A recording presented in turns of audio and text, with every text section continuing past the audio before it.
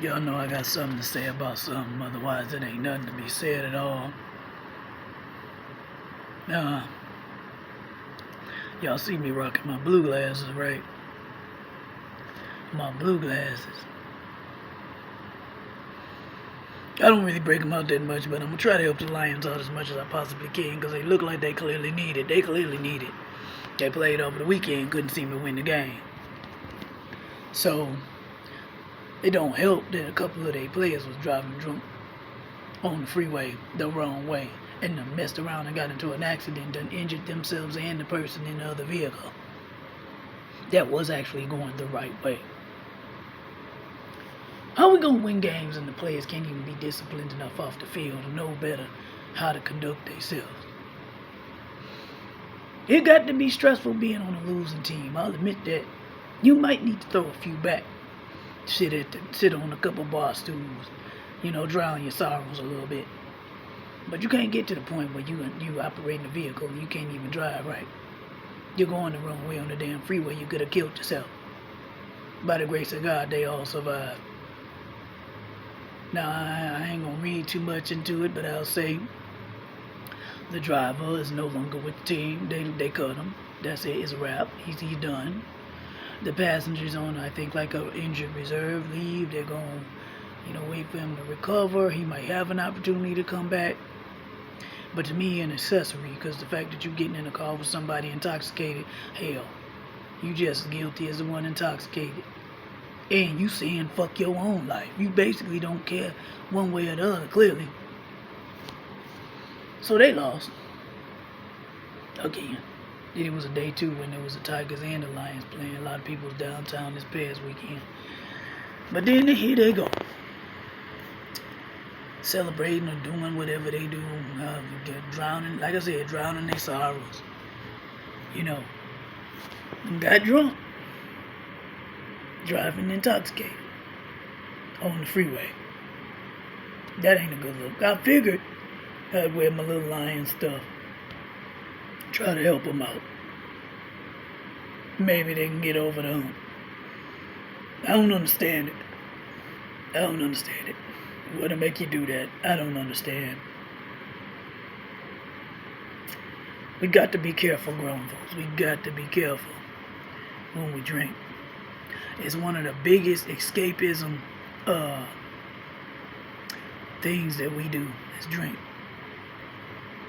We get that little feeling and the little high, whatever come with it. We get the little, what they call liquid courage.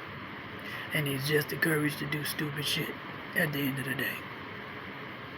For instance, driving the wrong way on the freeway. Now don't get me wrong, there's some downtown SDs that get you all dizzy and crossed up here in Detroit, like which way do you go? Damn, that's a one-way street.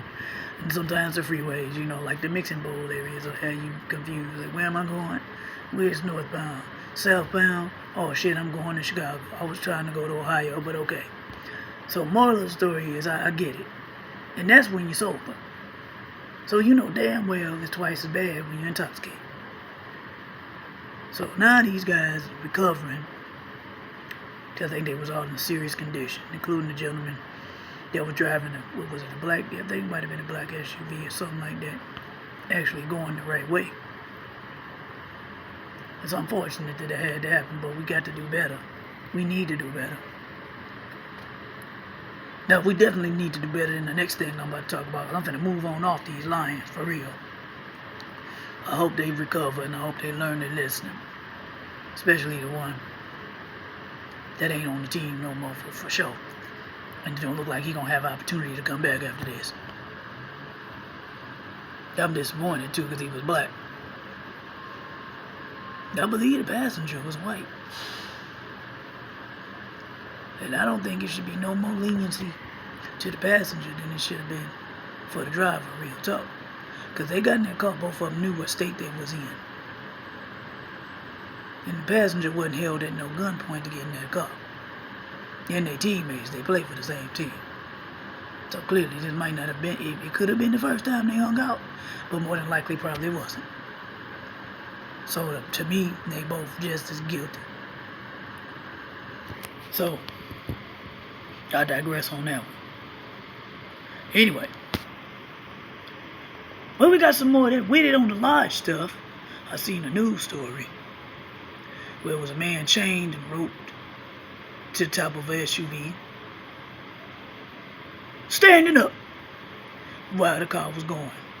According to the witness account, the gentleman that was driving behind him that saw it, that couldn't believe what he saw. He's a barber from the Detroit area, one of the barber shops. And he seen the man just standing up. In the car, he said he had to play some catch-up to get to it. Was going about 85 miles an hour. From the looks of it, it didn't look like that was in the fast lane either. It looked like it was in that median lane, you know what I'm saying? The middle. Standing up. And then you see him going to underpass.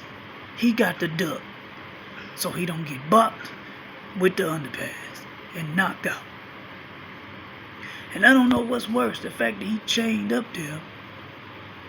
Should he have had a mishap, he'd have been hanging and dangling. Which one is better? Which one's worse? Should he been able to freely fall from the car? Or he gonna be dragged with the car because he tied to the car? Now I'm starting to think of that's I'm having flashbacks from the ancestors that was drugged behind some cars, and even might have even been tied to horses or whatever, and then the horses are trying to get away from them, so they kicking and stumping, and yeah, I just had a bad thought. I get it that they at least were trying to take some degree of precaution, but how you gonna take precaution when you about to do something stupid? And how much are you getting paid for it? Where the money reside? Where the money reside? You feel me? Where the money reside? It got to be more than just getting likes and views and shares and trying to go viral on the damn internet, on social media. It got to be more than just that. What is it about us, men? Why we do this? Seem like we got to have a pissing contest on everything. I see the darndest things looking on TikTok and Instagram and YouTube and wherever else. Then it seems like people just crying out for attention. They just crying out for attention. Look at me, look at me, look what I can do. Look at me, I'm a superstar. Man, I don't know, men folk, we got to do better though. Especially the young folk. Older folk, we got to do better. We got to reel them youngsters in for real though. We're going to have to take them under our wing. Come on now. We are going to have to bridge the gap because this is ridiculous. I wonder how old that man actually was, because you really didn't see his face because the man was driving behind him.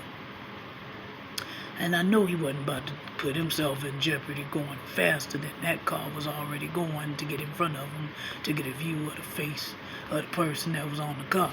Had they did that though, they could have did some facial recognition and probably caught his ass, because they was like, ain't nothing being done, and he probably gone surface again, resurfaced, if you will, again with something else, doing something else.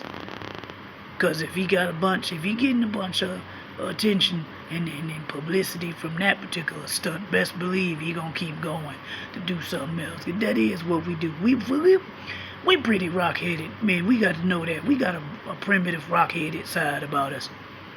We pick things up and put things down. We pick things up and put things down. We got to do better though, because come on now. At some point in life, everything got to come around full circle before you end up chained to the top of a car, standing up, getting with it on the lodge, and it don't work out so well for you. It ain't gonna work out so well for everybody who tried, so moral of the story is don't do it. Don't do it. Just don't goddamn do it. Now I'm gonna get up off my soapbox. Well, I'll be on this camera all day. I done said what I had to say about something, and that's all I got to say.